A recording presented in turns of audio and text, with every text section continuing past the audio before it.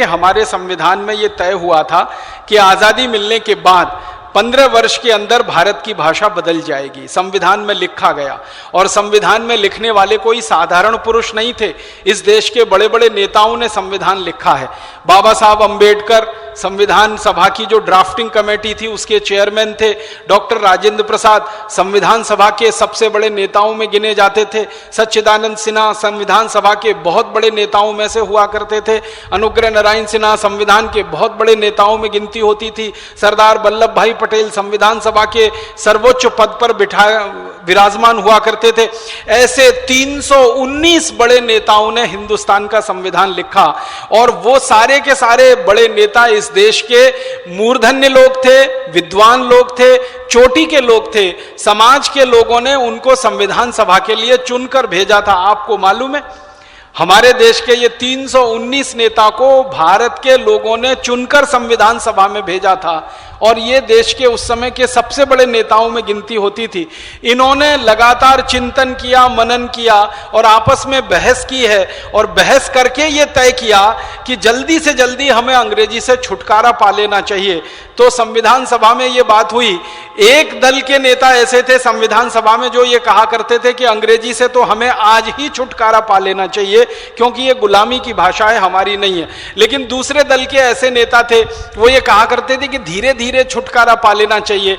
आपको मालूम है, भारत की आजादी के इतिहास में हमेशा दो तरह के नेता रहे हैं, एक नरम दल, एक गरम दल।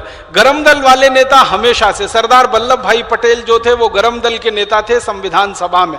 वो हमेशा ये कहा करते थे, आज और अभी, कल क्यों? हमें गुलामी की कोई निशानी रखनी क्यों है? आज और अभी तय करना है, और कल से जब संविधान लागू होगा तो अंग्रेजी को समाप्त कर देना है। हमारी मातृभाषा हिंदी, गुजराती, तमिल, तेलुगु, कन्नड़, मलयालम आदि में हमें हमारा काम चलाना है। लेकिन दूसरे नरम दल के नेता थे, वो कहा करते थे नहीं नहीं, इतनी जल्दी मत करो, हमें इसमें जल्दबाजी करने की कोई ज़रूरत नहीं है, धीरे धीरे करके अंग्रेजी हट जाएगी। दुर्भाग्य से उस समय क्या हुआ, संविधान सभा में भी नरम दल वाले नेताओं की थोड़ा बहुमत हो गया, गरम दल वाले नेताओं का अल्पमत रह गया, तो बीच का रास्ता निकाला गया। गरम दल वाले कहते थे तुरंत अंग्रेजी हटाओ, नरम दल वाले कहते थे धीरे धीरे हटाओ। तो बीच का रास्ता निकाला गया कि चलो ठीक है, 15 साल एक समय तय कर लेते हैं, 15 साल में हम अंग्रेजी को पूरी तरह से विदा कर देंगे। ये तय हो गया, लिख गया।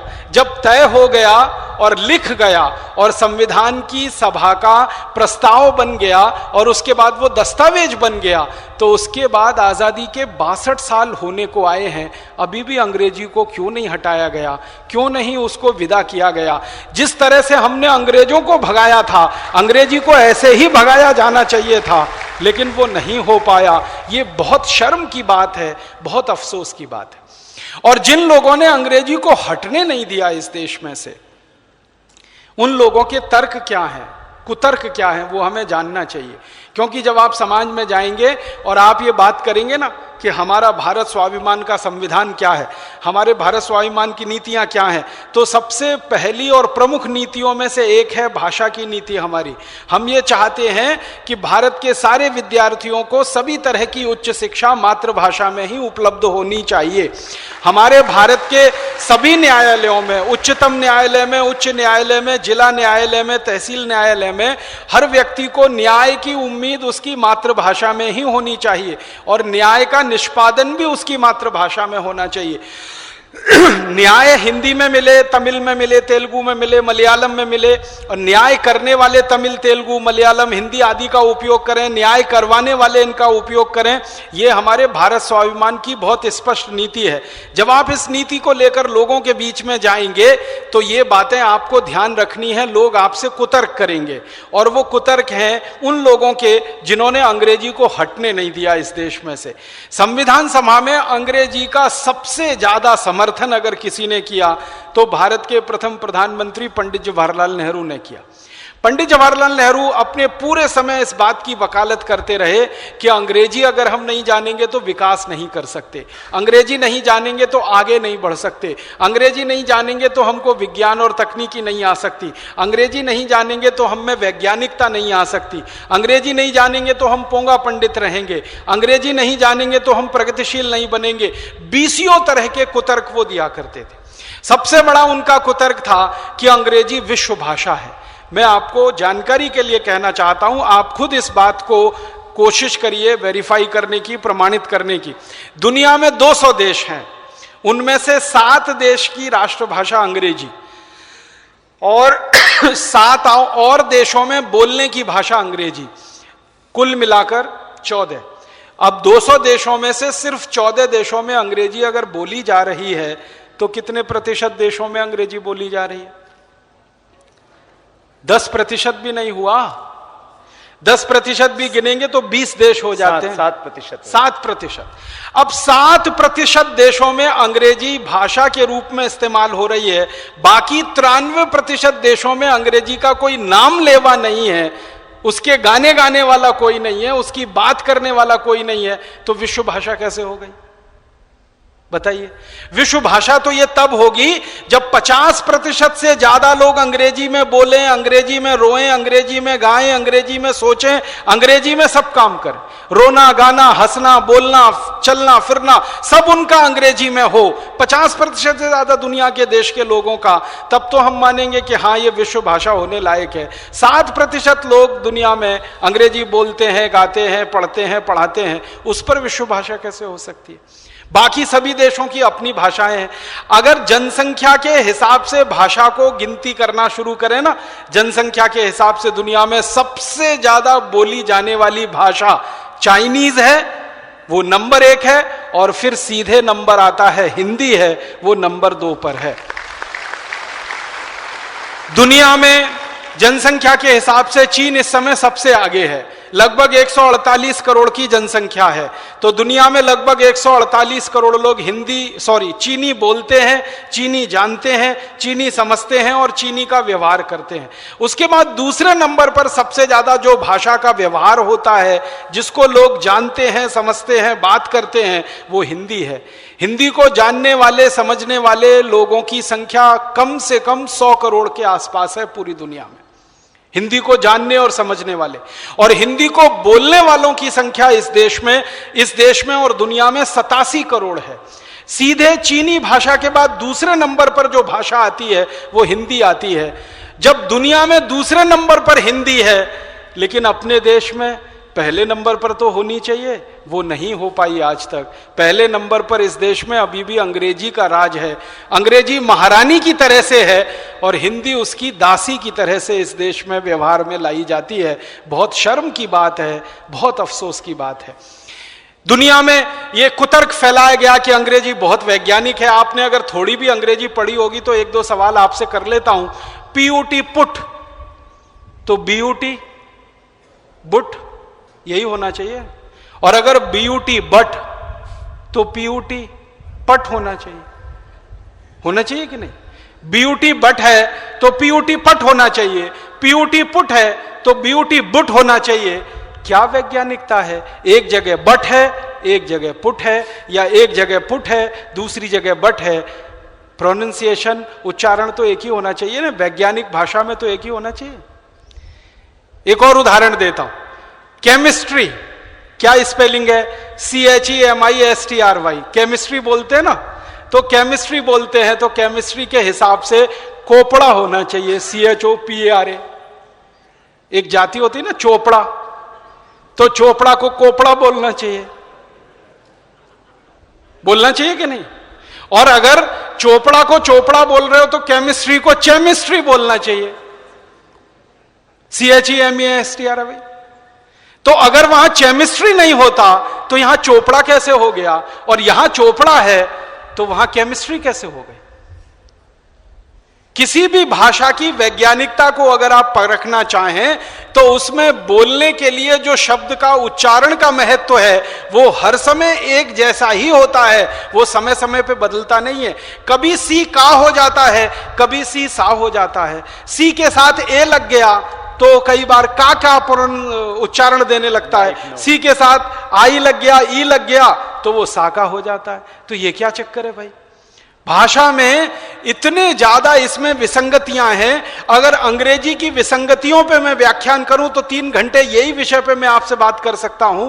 आपका सिर्फ ध्यान आकर्षित कर रहा हूं कि विसंगतियां इतनी ज्यादा हैं अंग्रेजी में, अंग्रेजी के जो बड़े विद्वान हैं वो भी उनका निराकरण नहीं कर पाते, तो वैज्ञानिकता कैसी है। और सबसे खराब बात है जो अंग्रेजी की, वो ये है कि आप अंग्रेजी में सोच नहीं सकते, चिंतन नहीं कर सकते। अगर आपको सोचना पड़ेगा, चिंतन करना पड़ेगा, तो आपकी मातृभाषा में ही संभव है। आप मूल भाषा मातृभाषा में ही चिंतन कर सकते हैं, उसी में सोच सकते हैं, उसी में विचार कर सकते हैं। आप अपने घर में व्यवहार करते हैं तो मातृभाषा में ही कर सकते हैं। घर के लोगों से हंसी मजाक करते हैं तो मातृभाषा में ही कर सकते हैं। अगर आप बहुत दुखी हो जाएं और आप अवसाद की स्थिति में चले जाएं तो भी मातृभाषा में ही शब्द आपके मुंह से निकलेंगे। हे राम, हाय राम, क्या कर दिया, हे गॉड नहीं निकलेगा, ओ गॉड नहीं निकलेगा, क्योंकि भाषा आपके खून में घुसी हुई है, संस्कार में पूरी तरह से बसी हुई है, रची हुई है। तो आप जिस भाषा में रोएंगे, गाएंगे, जिस भाषा में हंसेंगे, हंसाएंगे, जिस भाषा में बात करेंगे, व्यवहार करेंगे, वो भाषा आपके लिए अनुकूल होगी और शब्दों का भंडार आपके पास पर्याप्त होगा। लेकिन अंग्रेजी भाषा में चूंकि आप मूल काम कोई कर नहीं पाएंगे, तो हर बार अंग्रेजी में आपको कुछ करना पड़ेगा, तो भाषांतर करना पड़ेगा, और भाषांतर करने में 6 गुना ज्यादा समय खर्च होगा। आप चाहें तो करके देख लीजिए। आपको कोई एक वाक्य स्वामी जी कहें, भारत स्वाभिमान की मूल नीति मातृभाषा की नीति है, मान लीजिए ये एक वाक्य आपको कहा गया, अब आपको कहेंगे अंग्रेजी में बोलो, तो जितनी देर आपको सोचने में लगेगी उससे 6 गुने कम समय में आप हिंदी में पट से बोल देंगे उसको। किसी छोटे बच्चे के साथ परीक्षण करके देख लो, किसी छोटे बच्चे को कोई कहानी सुनाओ, बहुत अच्छे से ध्यान से मातृभाषा में सुनेगा, वही कहानी उसको अंग्रेजी में सुनाओ, 6 दिन लग जाएंगे, तब तो ठीक से सुनने की स्थिति में आएगा, और 6 दिन लग जाएंगे तो याद करने की स्थिति में आएगा, याद नहीं कर पाएगा तो रटेगा, और रटने के बाद अगले 6 दिन बाद कुछ बोल के सुनाएगा, वो भी टूटी फूटी होगी, बीच में उसमें व्याकरण की गलती होगी, भाषा की अशुद्धियां होंगी। क्यों? संस्कार में नहीं है ना। तो जिस भाषा में आप हर काम करके आसानी से, सहजता के साथ बढ़ सकते हैं आगे, उसी भाषा में अगर आपको शिक्षा नहीं मिल रही है तो ये आपके साथ बहुत बड़ा षड्यंत्र है, बहुत बड़ी साजिश है। ये षड्यंत्र क्या है? भारत के मूल निवासी कौन है?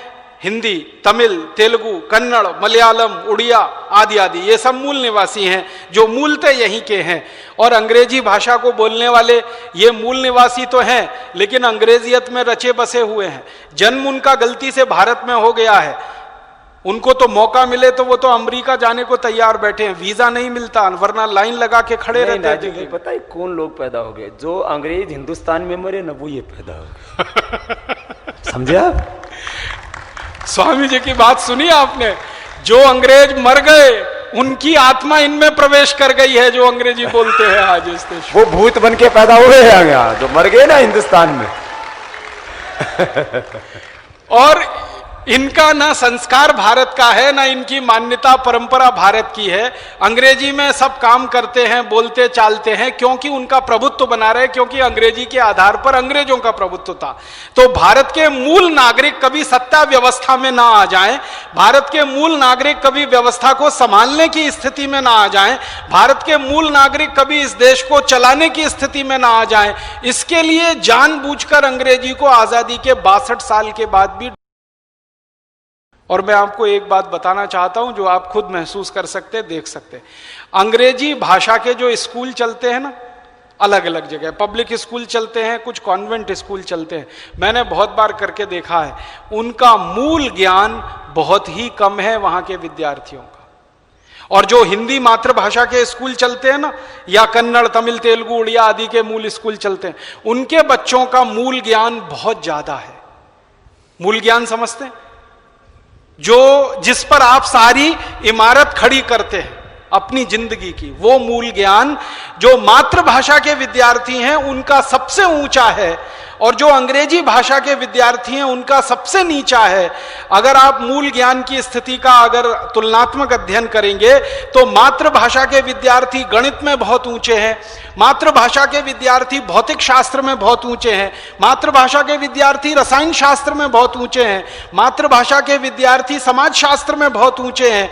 मातृभाषा के विद्यार्थी सिर्फ अंग्रेजी में कमजोर हैं, इसलिए वो जिंदगी के हर क्षेत्र में कमजोर हो गए हैं और कहीं भी आगे बढ़ने के लिए उनके सारे रास्ते बंद हैं। वो अंग्रेजी में फेल हो जाते हैं, बाकी सभी विषयों में उनके 100 में से 99 नंबर आते हैं, 100 में से 98 नंबर आते हैं, 100 में से 95 नंबर आते हैं, बाकी सभी विषयों में।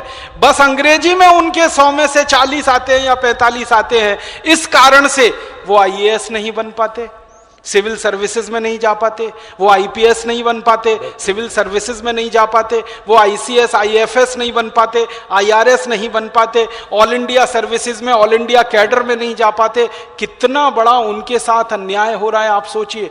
मूल विषय का सारा ज्ञान उनको है, बस एक भाषा का ज्ञान उनको नहीं है, और वो भी ऐसी भाषा जो विदेशी भाषा है उसमें उनको ज्ञान नहीं है, तो उनको सबको पीछे रह जाना पड़ता है। और जिनको सिर्फ विदेशी भाषा आती है और विषय का ज्ञान कुछ खास नहीं होता है, वो सब उच्च पदों पर पहुंच जाते हैं और इसी कारण से देश की व्यवस्थाओं को ठीक तरह से चला नहीं पाते हैं और देश की सारी व्यवस्था को गुड़गोबर करके और पूरे समाज का सत्यानाश और सर्वनाश कर देते हैं।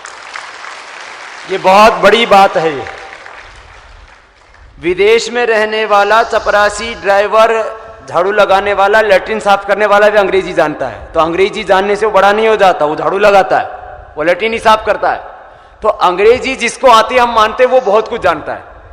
अरे विदेशों में रहने वाला ड्राइवर, चपरासी, लैट्रिन साफ करने वाला, जूते पॉलिश करने वाला, मालिश करने वाला, सारे के सारे लोग अंग्रेजी बोलते हैं। लेकिन ये एक बहुत बड़ा षड्यंत्र है कि जब राजीव भाई ने कहा कि भारत की सत्ता में, भारत की शासन व्यवस्था में, भारत की शिक्षा, उच्च शिक्षा व्यवस्था में, भारत के तकनीकी व्यवस्था में किसी को इंजीनियर आदि बनना हो, आईआईटी करना हो, तो अंग्रेजी नहीं आता है तो नहीं जाएगा उधर। तकनीकी व्यवस्था में, प्रबंधकीय व्यवस्था में किसी को भी एमबीए आदि करना हो और किसी बहुत मैनेजमेंट के बड़े बड़े जो है चीजों को चलाना हो, इन सारी उच्च व्यवस्थाओं में आम आदमी का प्रवेश ना हो, माने गरीब मजदूर किसान के बच्चों का प्रवेश ना हो, जो इस देश के आम नागरिक हैं उनका प्रवेश रोकने के लिए इन षड्यंत्रकारी लोग वहां पर फन फैलाए, ये जहरीले नाग बैठे हुए हैं और इन सब के हमें फन नोचने हैं, इनके फन तोड़ने हैं और इस देश के आम आदमी को इन जहरीले नागों के फन दबोच करके हमें आम आदमी को हक दिलाना, ये बहुत बड़ी बात है। इस देश के अंग्रेजी के कारण से 99% लोगों के साथ में अन्याय हो रहा है और ये बात हमें इस देश के लोगों को समझानी है। जैसे आपको अभी भाई राजीव जी बता रहे हैं, इस तरह से इस देश के जब 100 करोड़ से ज्यादा 114 करोड़ भारतीयों को बताएंगे कि राष्ट्रभाषा हिंदी में और अन्य भारतीय भाषाओं में हमारा शिक्षण, हमारा शासन, हमारी न्याय व्यवस्था, हमारी उच्च शिक्षा, हमारे सारे काम हम भारतीय भाषाओं में करना चाहते हैं, तो फिर इस देश के 114 करोड़ लोगों की आवाज को कोई दबा नहीं सके। काम कर। अभी कितना दुख और अफसोस है हमें अपने देश में इस परिस्थिति पर कि मुझे न्याय चाहिए, आपको न्याय चाहिए, हमको किसी अदालत में जाना पड़े, हाई कोर्ट में जाना पड़े, सुप्रीम कोर्ट में जाना पड़े, तो मुझे मेरे न्याय की बात मेरी मातृभाषा में करने की अनुमति नहीं है। वकील को सारी बात हम अपनी मातृभाषा में समझाएंगे, फिर वकील उसको अंग्रेजी में भाषांतर करेगा, फिर उसके आधार पर पिटीशन ड्राफ्ट होगी, फिर वकील उसको अंग्रेजी में जज को समझाएगा, फिर जज वकील के साथ अंग्रेजी में सब कुछ वार्तालाप करेगा, उसके बाद फैसला आएगा, वो अंग्रेजी में लिखा जाएगा। न्याय पाने वाले को अंग्रेजी का कुछ ABCD नहीं आता, लेकिन न्याय की पूरी पत्रिका उसको अंग्रेजी में दी जाएगी, तो वो क्या करे, उसको निचोड़े कि नहाए कि खाए कि बनाए, क्या करे, आग लगाए, उसमें करे क्या, उसको मालूम नहीं है, अंग्रेजी का ABCD नहीं आता। वो बेचारा सीधा साधा भोला भाला आदमी है और वो अदालत में जाके उच्च न्यायालय में, सर्वोच्च न्यायालय में अगर फरियाद करता है तो फरियाद हिंदी में न सुनी जाकर अंग्रेजी में ही सुनी जाएगी और फैसला भी अंग्रेजी में दिया जाएगा। इसका मतलब हमारी न्याय व्यवस्था साधारण आदमी को न्याय से वंचित रख रही है और उसको अन्याय की तरफ धकेल रही है। और ऐसा अन्याय जब बार बार किसी के ऊपर होगा तो फिर वो विद्रोही हो जाएगा और शासन व्यवस्था के खिलाफ वो विद्रोह करेगा तो किसी दिन हथियार उठाएगा, नक्सली हो जाएगा, आतंकवादी उग्रवादी हो जाएगा। फिर हमारी शासन व्यवस्था चिल्लाएगी कि इतने सारे लोग नक्सली हो रहे हैं, आतंकवादी उग्रवादी हो रहे हैं। जब न्याय नहीं मिलता है किसी आदमी को और अन्याय बार बार उसके ऊपर होता ही चला जाता है, तब आदमी परवश होकर, विवश होकर हथियार उठाने के लिए मजबूर हो जाता है। हमारे देश में न्याय ना मिले, हमें शिक्षा ना मिले, हमारी बात ना सुनी जाए, हमारी प्रतियोगी परीक्षाओं में बैठने का अधिकार हमसे छीन लिया जाए।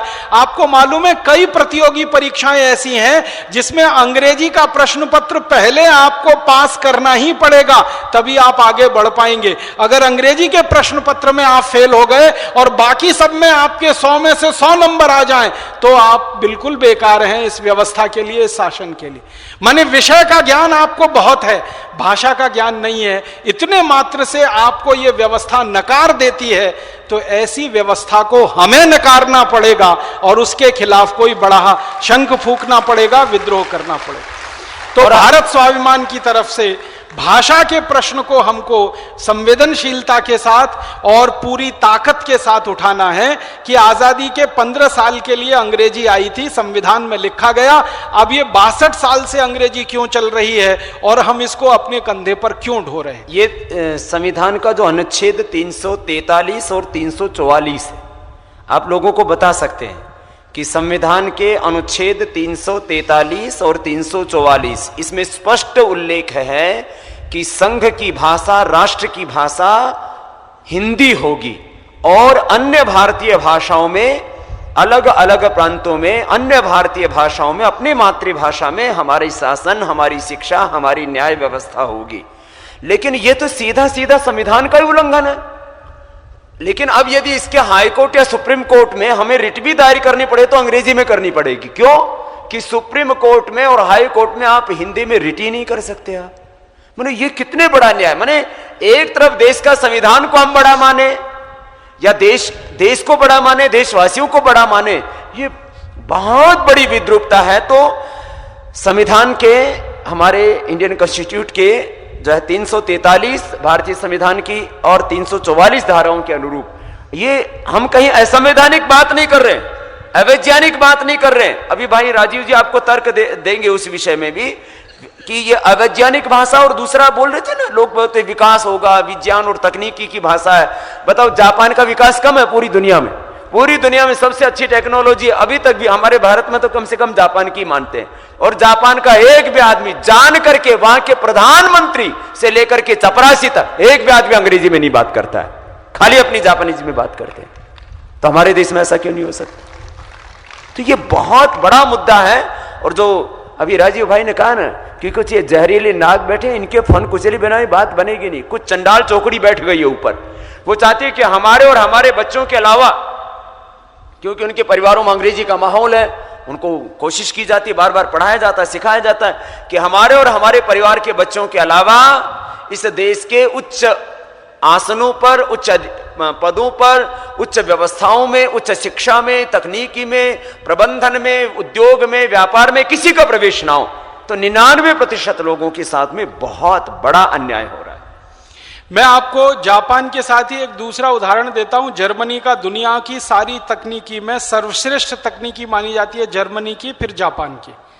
मैकेनिकल इंजीनियरिंग में, इलेक्ट्रॉनिक्स इंजीनियरिंग में, इलेक्ट्रिकल इंजीनियरिंग में, ऑटोमोबाइल इंजीनियरिंग में, टेक्सटाइल इंजीनियरिंग में, जितनी भी इंजीनियरिंग के क्षेत्र हैं जहां से तकनीकी निकलती है, प्रौद्योगिकी निकलती है, बड़ी बड़ी मशीनें बनाते हैं। हाँ, सारी दुनिया में सर्वश्रेष्ठ तकनीकी है जर्मनी की और फिर है जापान की।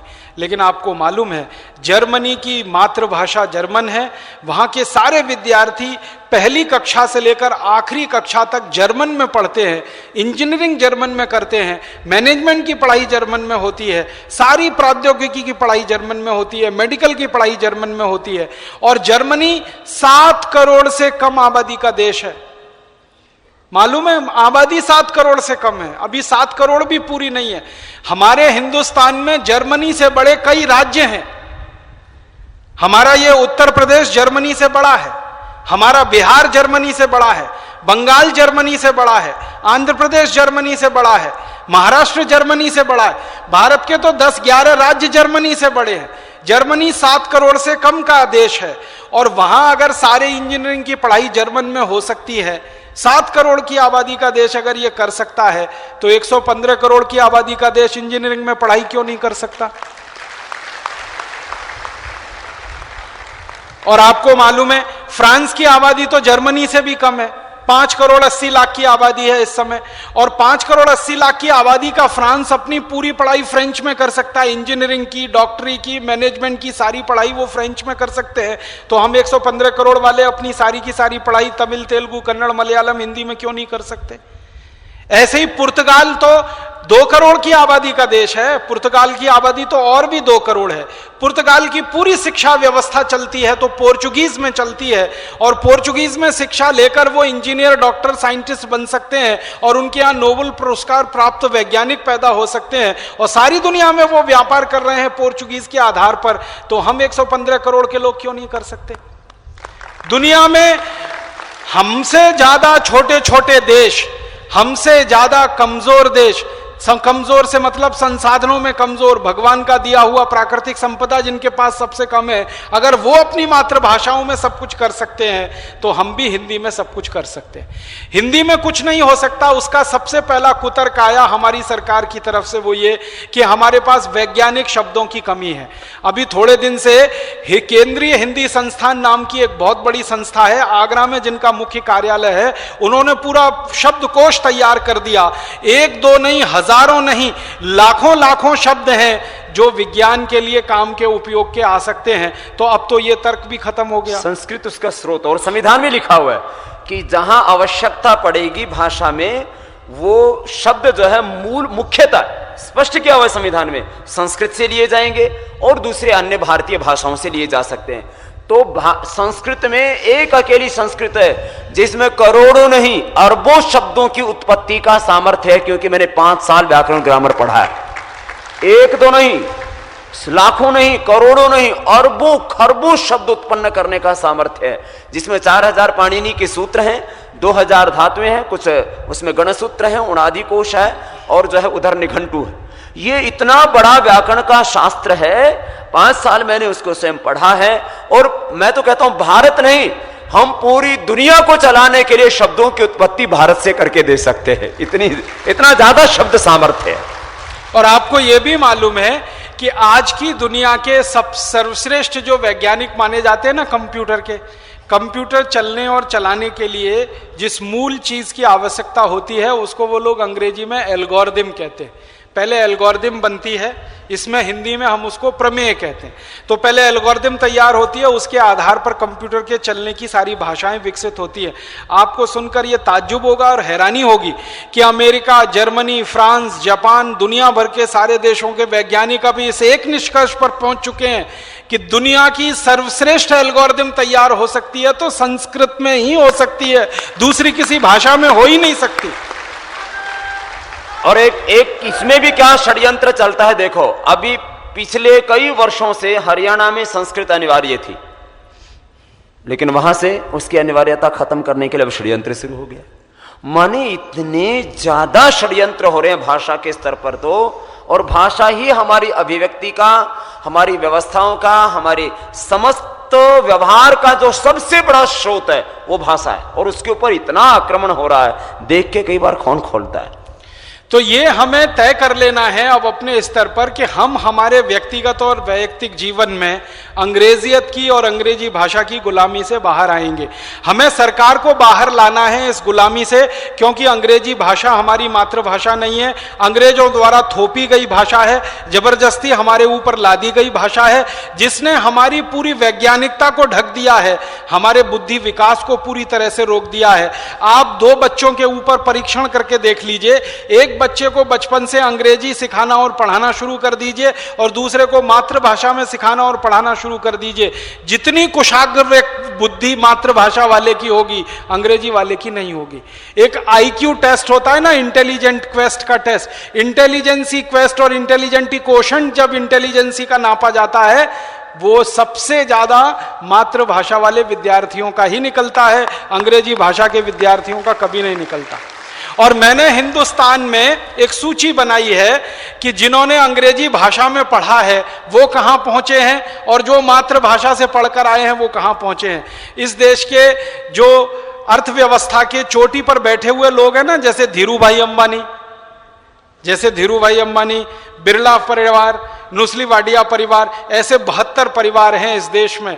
इन 72 परिवारों में से 3 को छोड़कर 69 परिवारों के शीर्ष पर जो लोग बैठे हुए हैं वो सब मातृभाषा के पढ़े हुए लोग हैं। कोई गुजराती में पढ़ा है, कोई तमिल में पढ़ा है, कोई तेलुगु में पढ़ा है, कोई कन्नड़ में पढ़ा है, कोई हिंदी में पढ़ा है, कोई पंजाबी गुरुमुखी में पढ़ा है और शीर्ष पर पहुंचा है। और आपको सुनकर हंसी आएगी कि अंग्रेजी भाषा में जो पढ़े हुए लोग हैं वो इन मातृभाषा वालों के नीचे 10-10 हजार रुपये की नौकरी कर रहे हैं, 15-15 हजार रुपये के नौकर हैं जो अंग्रेजी से पढ़कर निकले, हार्वर्ड से पढ़कर आए, ह्यूस्टन से पढ़कर आए, ऑक्सफोर्ड से पढ़कर आए, कैम्ब्रिज से पढ़कर आए, वो इनके नीचे नौकरी पर हैं 10,000 की, 15,000 की, 20,000 की, 25,000 की। मालिक जो हैं कंपनियों के, जिन्होंने एम्पायर खड़ा किया है, साम्राज्य खड़ा किया है, वो तो सब मातृभाषा वाले लोग हैं। इसी तरह वैज्ञानिकों की सूची बनाई है मैंने, आप हैरान हो जाएंगे, चोटी के सारे वैज्ञानिक इस देश में 1% अपवाद को छोड़कर सारे चोटी के वैज्ञानिक इस देश में मातृभाषा के स्कूलों में पढ़कर निकले इस देश में। आपको तो सबसे बड़ा उदाहरण देता हूं, हमारे पूर्व राष्ट्रपति डॉक्टर एपीजे अब्दुल कलाम, जिन्होंने मिसाइल बनाने के क्षेत्र में इस देश को आत्मनिर्भर बनाया और जिन्होंने इस देश में परमाणु बम का परीक्षण करवाया श्री अटल बिहारी वाजपेयी के जमाने में। उनकी बुद्धि का कमाल देखो कि परमाणु बम का परीक्षण हो गया और अमेरिका जैसे देश को पता ही नहीं चला।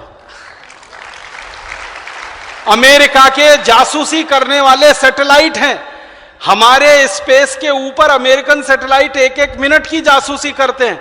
हम यहां बैठे हैं और इतना बड़ा समूह है, इसकी जासूसी वो कर लेते हैं।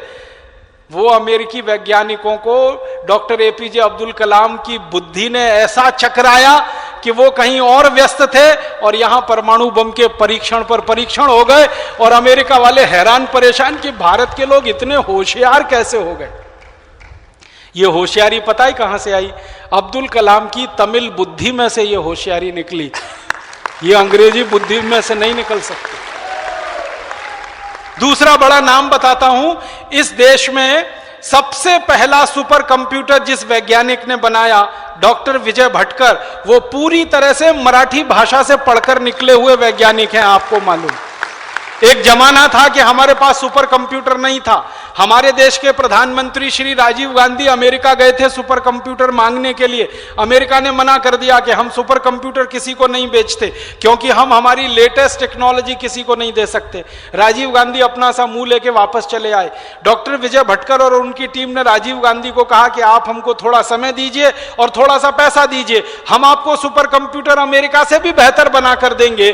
तो पहले तो राजीव गांधी को भरोसा नहीं हुआ कि ऐसा हो सकता है, लेकिन मरता क्या न करता, कोई चारा नहीं था, सुपर कंप्यूटर बनाना ही था, कोई देने को हमको तैयार नहीं था। तो उन्होंने डॉक्टर विजय भटकर और उनकी टीम को काम पे लगाया, उनको प्रोजेक्ट सैंक्शन करके दिया, पैसे दिए और डॉक्टर विजय भटकर ने तय समय से आधे समय में दुनिया का सर्वश्रेष्ठ सुपर कंप्यूटर बना के दुनिया को दिखाया। और वो सुपर कंप्यूटर अमेरिका के सबसे बेहतरीन सुपर कंप्यूटर से ज्यादा गति पे काम करता है और बहुत सस्ता है। और भारत ने उसी सुपर कंप्यूटर के मॉडल पर आज तक 50 से ज्यादा सुपर कंप्यूटर बनाए और दुनिया के दूसरे देशों को बांट दिए, जो वहां के यहां उन देशों में काम कर रहे हैं। कनाडा का पूरा मौसम विज्ञान का विभाग भारतीय सुपर कंप्यूटर पर चलता है, आपको मालूम है यह बात?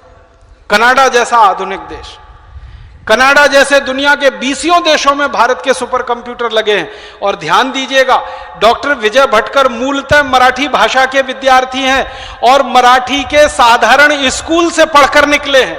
साधारण स्कूल समझते हैं, म्युनिसिपैलिटी का, जिनमें हमारे नेताओं के बच्चे कभी झांकने को नहीं जाते, अधिकारियों के बच्चे कभी झांकने को नहीं जाते। साधारण म्युनिसिपैलिटी के स्कूल में पढ़कर निकला हुआ कोई बच्चा देश में सर्वश्रेष्ठ सुपर कंप्यूटर का निर्माता हो सकता है। साधारण तमिल स्कूल में पढ़कर निकला हुआ बच्चा इस देश में कोई सर्वश्रेष्ठ मिसाइल बनाने की तकनीकी का निर्माता हो सकता है, परमाणु बम बनाने की तकनीक का निर्माता हो सकता है। हमारे देश के एक और बड़े वैज्ञानिक हैं प्रोफेसर MG के मेनन, उनकी पूरी शिक्षा व्यवस्था मलयालम में हुई, 12वीं तक पूरा मलयालम में पढ़े हैं और इस देश के सर्वश्रेष्ठ चोटी के वैज्ञानिकों में उनकी गिनती है। प्रोफेसर स्वामीनाथन, जिनका नाम सारी दुनिया जानती है कृषि के क्षेत्र में, वो मूलतः अपनी मातृभाषा के तमिल के स्कूल में पढ़कर निकले हुए व्यक्ति हैं और आज सारी दुनिया उनके विद्वता का लोहा मानती है। हमारे देश में एक लंबी लिस्ट है वैज्ञानिकों की जो मूल मातृभाषा से पढ़कर निकले तो चोटी के वैज्ञानिक बने। और मैं आपको अफसोस की बात बताता हूं, जो कॉन्वेंट में से और पब्लिक स्कूलों से अंग्रेजी माध्यम से पढ़े हुए जो बच्चे निकले ना, वो वैज्ञानिक नहीं बने, वो साइंटिस्ट नहीं बने, साइंटिफिक मैनेजर बन गए। समझ गए आप? साइंटिस्ट होना एक अलग बात है और साइंटिफिक मैनेजर होना दूसरी बिल्कुल अलग बात है। साइंटिस्ट वो है जो मूल शोध में लगता है और शोध को आगे बढ़ाता है। साइंटिफिक मैनेजर वो होता है जो शोध को आगे बढ़ाने में सहयोग करता है। जैसे स्वामी जी कुछ लिख रहे हैं, लिखने के लिए कागज चाहिए, तो कागज किसी ने लाके दे दिया, वो साइंटिफिक मैनेजर है, लिखने वाला साइंटिस्ट है। तो साइंटिफिक मैनेजर बन के ही रह जाते हैं सारे कॉन्वेंट और पब्लिक स्कूल के बच्चे अंग्रेजी में पढ़कर निकलते हैं, क्योंकि मूल बुद्धि चलती ही नहीं है, क्योंकि अंग्रेजी में आप सोच नहीं सकते हैं, क्योंकि मातृभाषा आपकी अंग्रेजी नहीं। जो आप मूल भाषा में सोच सकते हैं वही भाषा में आप कर सकते हैं। इसलिए भारत के सर्वश्रेष्ठ वैज्ञानिक निकले तो मातृभाषा में से, सर्वश्रेष्ठ उद्योग कर्मी निकले तो मातृभाषा में से, सर्वश्रेष्ठ व्यापारी निकले तो मातृभाषा में से, सर्वश्रेष्ठ संस्कृत विद्वान तो मातृभाषा में से। हर जगह विद्वान को आप ढूंढोगे, देखोगे, परखोगे तो पता चलेगा उनकी बैकग्राउंड वही है मातृभाषा की। और इतना ही नहीं ना, ये जो देश चलाने का ठेका जिनको मिला हुआ है, नेता भी अधिकांश हिंदी में पढ़े, हिंदी मीडियम से पढ़े, लेकिन देश के ऊपर वो लाद के रखते हैं। आप इस देश के नेताओं के बारे में भी तो बता दें। थोड़ी सी जानकारी, हमारे सारे नेताओं में 1% को छोड़कर 545 लोकसभा में बैठते हैं और 250 राज्यसभा में और 5000 से ज्यादा विधानसभाओं में बैठते हैं। इन सब नेताओं में आधा प्रतिशत को छोड़ दो, बाकी 99.5% नेता भी मातृभाषा के स्कूलों में ही पढ़कर निकले हैं। जब वो भाषण देते हैं, पब्लिक मीटिंग करते हैं, वोट मांगते हैं, आपके बीच में आते हैं और गधे को भी बाप बनाते हैं, उस समय वो सब मातृभाषा में ही बात करते हैं। वोट मांगते हैं मातृभाषा में, हिंदी भाषा में, गुजराती, मराठी, तमिल, तेलुगु, मलयालम, बंगला में। वोट मांगते हैं भारतीय भाषाओं में, हिंदी भाषा में, गुजराती, मराठी में, और राज किस में करते हैं? अंग्रेजी में। मतलब नेता बनते ही फिर गड़बड़ हो जाती है। और मैं तो कई नेताओं को जानता हूं, आप भी जानते हैं, नाम लेके कहने की जरूरत नहीं है। जिंदगी भर हर जगह पब्लिकली, माने सार्वजनिक रूप से हिंदी हिंदी हिंदी हिंदी हिंदी, और संसद में भाषण शुरू करते ही अंग्रेजी चालू हो जाती है। संसद में खड़े होते ही अंग्रेजी चालू हो जाती है। ये चक्कर क्या है? संसद में जाते ही अंग्रेजी हो जाती है शुरू, और संसद के बाहर अपने क्षेत्रों में होते हैं तो हिंदी। उसके लिए मुझे एक कहानी कहनी है 1 मिनट की, वो ये कि ये जो संसद भवन बनी हुई है ना, ये अंग्रेजों की बनाई हुई है। आपको मालूम है? ये भवन पूरा अंग्रेजों का बनाया हुआ। 1927 में ये बन के तैयार हुआ संसद का भवन। जो गोल गोल गुंबज है ना, ऊपर से देखो तो शून्य जैसा रहता है, इसमें से शून्य ही निकलता है और कुछ नहीं निकलता। तो ये संसद भवन अंग्रेजों की बनाई हुई है। अंग्रेजी वास्तुकार आए थे, अंग्रेजी आर्किटेक्ट आए थे, उन्होंने डिजाइन किया था, उन्होंने बनाया, और बनते समय कई वहां मर भी गए। उन्हीं की आत्मा इनमें प्रवेश कर जाती है जैसे ये संसद में घुस जाते हैं। एक अंग्रेज था, उसका नाम था लुटियन। दिल्ली वाले जानते हैं, दिल्ली में एक इलाका कहलाता है जिसको कहते हैं लुटियन स्टॉर्म, लुटियन टीला। हिंदी में कहेंगे तो लुटियन का टीला। टीला समझते हैं? एक छोटे से पहाड़ नुमा इलाके को टीला कहते हैं। तो लुटियन टीला पर बनी हुई है पूरी संसद। तो लुटियन की आत्मा वहीं पे है, वही लुटिया डुबो। हाँ, तो वही लुटिया डुबोती है इस देश की। जैसे ही ये घुस जाते हैं संसद भवन में, फर्राटेदार अंग्रेजी में बात करना शुरू कर देते हैं। भवन से बाहर निकलते ही हिंदी में आ जाते हैं या गुजराती, मराठी, तमिल में आ जाते। तो इनकी जिंदगी का ये जो दोहरापन है, इस दोहरेपन को हमें खत्म करना है और हमें समाप्त कराना है। क्योंकि ये खंडित व्यक्तित्व जो है वो कभी भी खंडित देश बनाता है।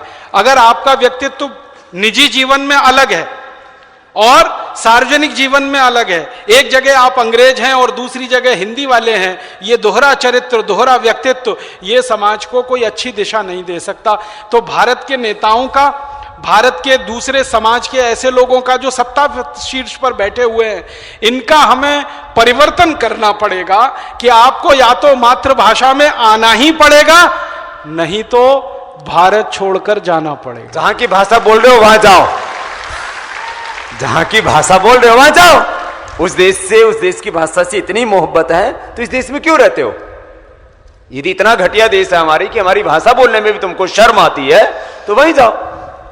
अब एक दूसरे प्रश्न पे मैं आना चाहता हूं। भाषा की गुलामी से हमको भी बाहर आना है। हमारे अपने निजी जीवन में और सार्वजनिक जीवन में भारत स्वाभिमान का कोई भी कार्यकर्ता ऐसा काम ना करे जिससे आपके ऊपर कोई उंगली उठा सके। तो आप आज से ही मन में ये संकल्प ले लीजिए कि भाई भाषा के प्रति हमारे मन में इतनी संवेदना तो होनी चाहिए कि अपने जीवन के हर काम को करते समय हम हमारी मातृभाषा का उपयोग करें। राष्ट्रभाषा का, राष्ट्रभाषा का, मातृभाषा का, ये आपके जीवन में आना चाहिए। तो कहां से शुरू होगा? सबसे पहले अपने घर से शुरू करिए।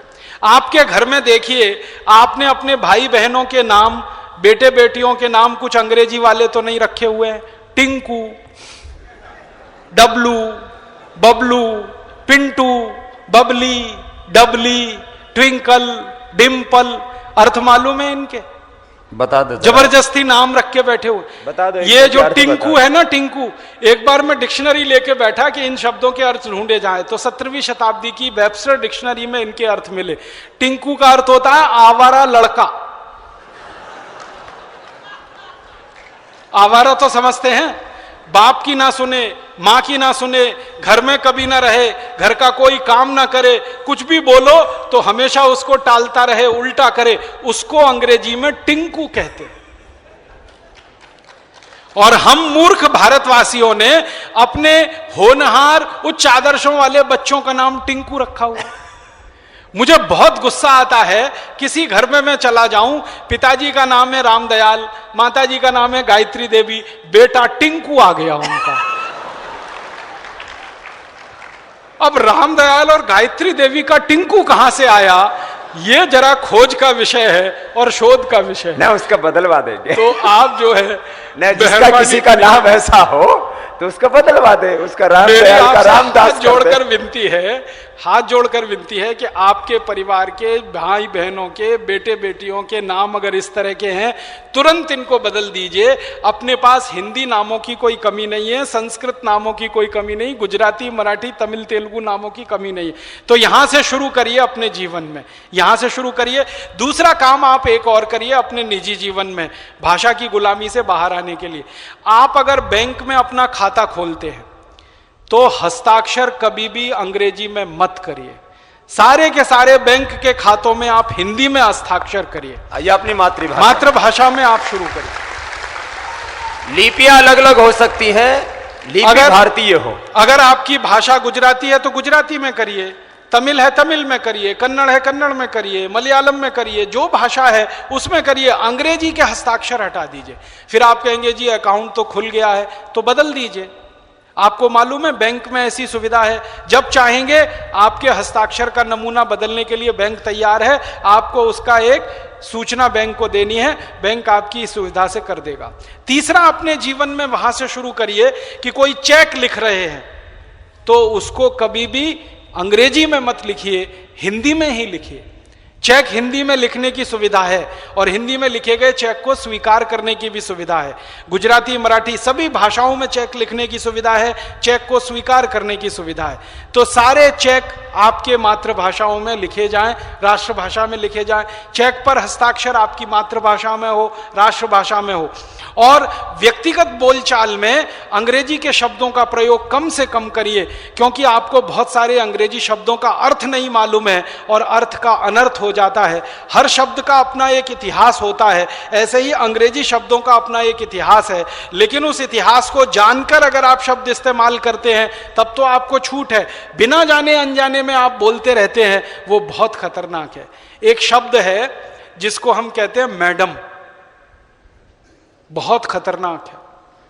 अगर इसको आप जान लेंगे तो आज के बाद किसी को मैडम कहने की हिम्मत नहीं कर पाएंगे आप। हम किसी को भी राह चलती बहन को, मां को, बेटी को मैडम कह देते हैं और हमारे देश का भला हो बहनों का, वो भी मैडम कहलवाने में गौरव महसूस करती हैं। हमको मैडम कहो। मैडम का अर्थ जान लीजिए, MADAME ये शब्द है मैडम। मूलतः ये फ्रेंच का शब्द है। फ्रेंच में एक शब्द होता है, उसका नाम है मादाम। MA माने मां और दाम, DAME दाम। मां माने मेरा, दाम माने महिला।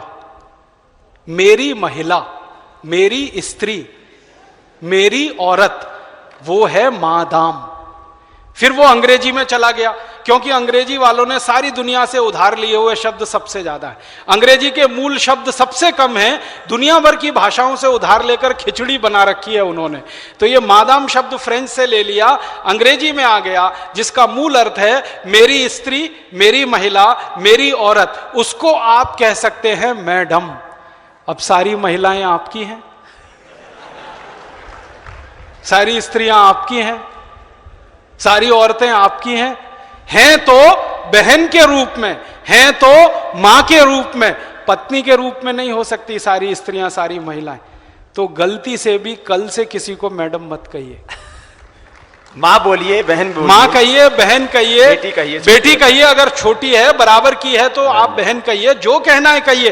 भारतीय शब्दों में रिश्ते बिल्कुल स्पष्ट हैं। बहन का रिश्ता एकदम स्पष्ट है, मां का रिश्ता एकदम स्पष्ट है, बेटी का रिश्ता एकदम स्पष्ट है, पत्नी का रिश्ता एकदम स्पष्ट है। इतने स्पष्ट रिश्ते दुनिया के किसी शब्द में नहीं मिलेंगे जो भारत में। मैडम का रिश्ता ही स्पष्ट नहीं है आपको, और हो गया तो कहने की हिम्मत नहीं करेंगे। तो हाथ जोड़कर विनती करता हूं, मैडम कहना बंद कर दीजिए। और जो आपके नजदीक में मैडम कहलाने वाली बहनें हैं, उनको भी जरा ये बता दीजिए कि आप किस किस की हो सकती हैं, किसकी नहीं हो सकती है। तो ये मैडम बंद करें। और एक बहुत खराब शब्द है सर, सर, सर। ऐसी गुलामी घुसी हुई है हमारे यहां। मैं कार्यालयों में जाता हूं तो एक ही शब्द सुनता हूं, yes sir, okay sir, right sir, very good sir, fine sir, sir, sir. मालूम है सर क्या है? ये जो SIR सर शब्द है, ये अंग्रेजी का शब्द है, मूलतः अंग्रेजी का है। और ये शब्द आया है पदवी से। एक पदवी होती है जिसको सर कहा जाता है इंग्लैंड में। जैसे हमारे यहां आचार्य जी है ना, वो एक पदवी है ना, वैसे ही सर एक पदवी है। लेकिन कोई अच्छी पदवी हो तो बोलने में मजा भी आएगा, अच्छा भी लगे। ये पदवी क्या है वो जान लो। यूरोप में, पूरे यूरोप में सभी भाषाओं में ये सर शब्द है। अंग्रेजी में मूल रूप से आया, फिर दूसरी भाषाओं में गया। पूरे यूरोप में एक मूल परंपरा है जिसको आप सुनेंगे तो हैरान हो जाएंगे। दूसरों को गुलाम बनाकर रखने की परंपरा हजारों साल तक यूरोप में रही है। दूसरों को गुलाम बनाकर रखने की परंपरा यूरोप में बहुत लंबे समय तक रही है, हजारों साल तक रही है।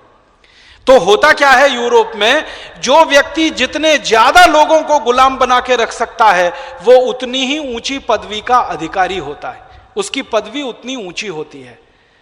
गुलाम बनाकर जो रख सकता है उसकी पदवी उतनी ही ऊंची हो सकती है।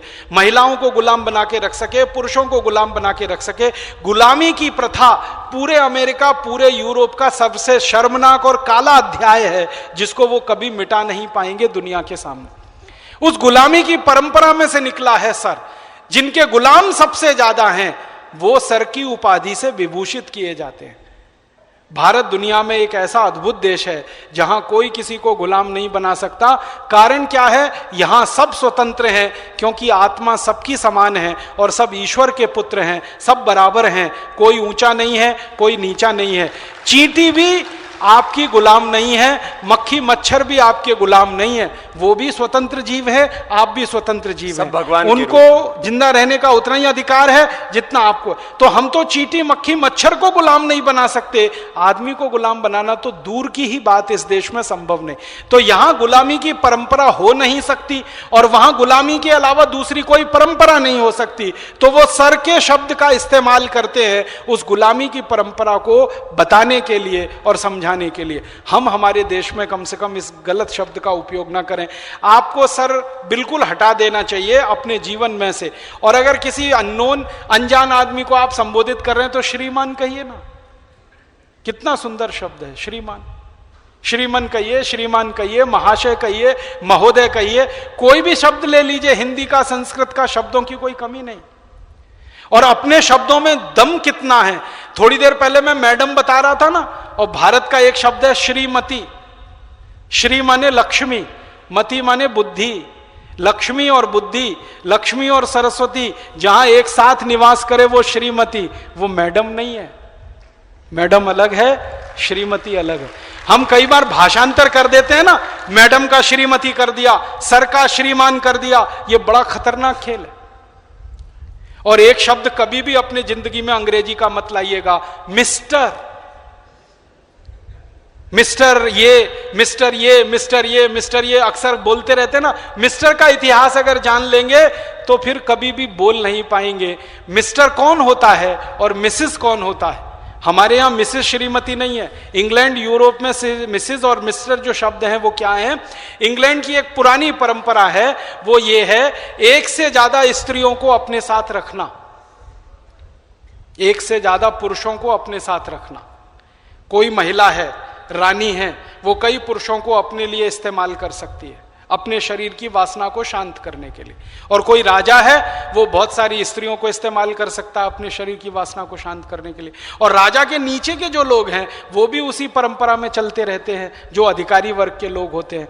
तो वहां बहुत सारी महिलाओं से बहुत सारे पुरुषों के रिश्ते होते हैं, बहुत सारे पुरुषों के बहुत सारी महिलाओं से रिश्ते होते हैं। एक खराब शब्द है ना, विवाह के अतिरिक्त संबंध, जिसको एक्स्ट्रा मैरिटल अफेयर्स कहते हैं, वो पूरे यूरोप में सामान्य है। मैं यूरोप के ऐसे बहुत बड़े लोगों को जानता हूं जिनकी 20-20 शादियां हुई, 25-25 शादियां हुई, 50-50, 35-35, 40-40, सबके तलाक हुए, अंत में कोई उनके साथ नहीं रहा, पत्नी भी अलग मरी, पति भी अलग मरा, ऐसे लोग हैं। और उनके यहां बहुत सारी शादियां होती हैं और बहुत सारी स्त्रियों को शादियों के बिना भी साथ में रखा जाता है। इस तरह का उनके यहां चलन है, वो अपने देश में नहीं रहा। और हमारे यहां गलती से किसी राजा ने ये कोशिश की तो जनता ने कभी उसको स्वीकार नहीं किया, ये आप जान लीजिए। हमारे यहां ऐसे कुछ राजा हुए जिन्होंने ये गलती की, उनको इस देश की जनता ने स्वीकार नहीं किया, हटाया, उनको गद्दी से उतारा, उनके खिलाफ बगावत की और उनके खिलाफ विद्रोह किया। तो हमारे यहाँ ये चलन और परंपरा है नहीं।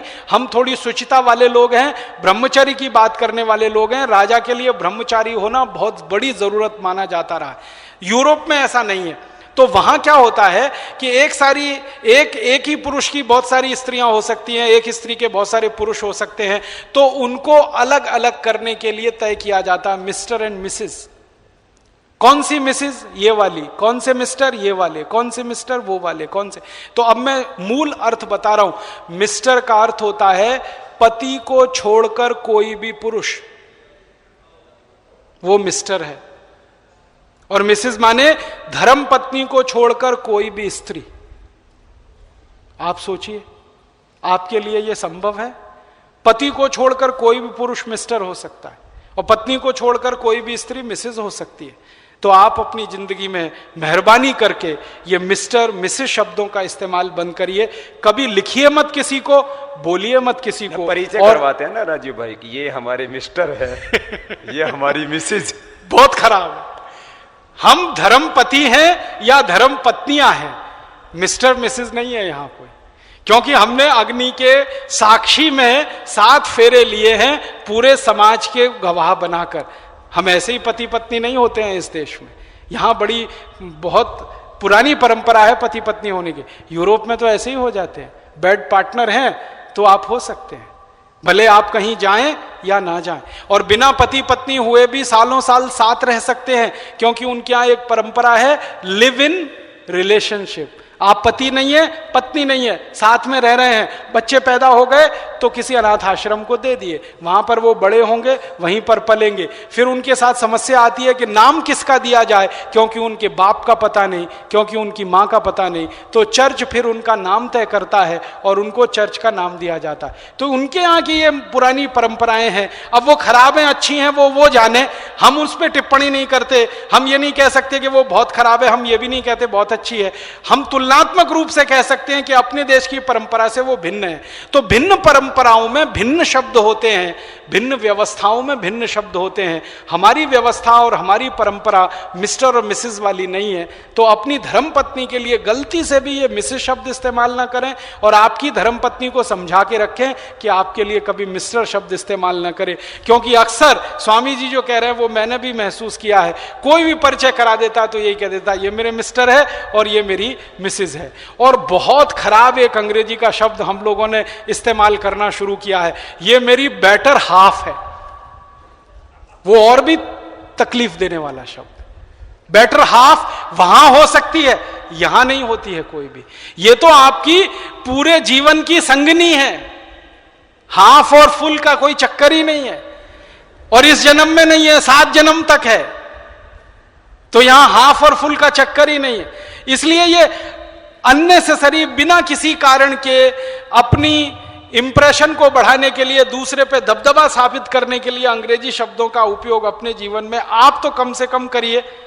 तो ये मेरी आपसे प्रार्थना है। तो भाषा की गुलामी से आप थोड़ा, अंकल आंटी भी हाँ, तो ज्यादा करें। भाषा की गुलामी से थोड़ा बाहर निकलिए। एक और बहुत खराब शब्द है अंकल, और दूसरा है आंटी। अब यूरोप में कोई रिश्ता नहीं है, चाचा नहीं है, मामा नहीं है, मौसा नहीं है, फूफा नहीं है, मौसा का मौसा नहीं, मामा का मामा नहीं, फूफा का फूफा नहीं, वहां तो सब अंकल है। क्यों नहीं है? क्योंकि परिवार नहीं है। परिवार होते हैं तो रिश्ते होते हैं, परिवार है ही नहीं। आपको सुनकर हैरानी होगी, 1950 तक यूरोप में परिवार नाम की संस्था नहीं होती थी। मुश्किल से 2-3% लोगों के परिवार हुआ करते थे 1950 तक। अभी थोड़े दिन से उनके यहां ये थोड़ी परंपरा आई है, वो भी भारत और पूर्वी देशों से उन्होंने सीखी है। तो जहां परिवार नहीं होगा वहां पारिवारिक रिश्ते नहीं है, तो सारे रिश्तों को वो एक जगह इकट्ठा करके उन्होंने अंकल कह दिया, उन्होंने आंटी कह दिया। तो आपके जीवन से ये अंकल, आंटी, फिर ये मिस्टर, मिसेज, मैडम, सर, ये फालतू के जो अंग्रेजी शब्द हम लोग बेकार में इस्तेमाल कर रहे हैं, इनको निकालिए। भाषा की गुलामी से आप बाहर निकलिए तो दूसरों को निकालने में सुविधा होगी।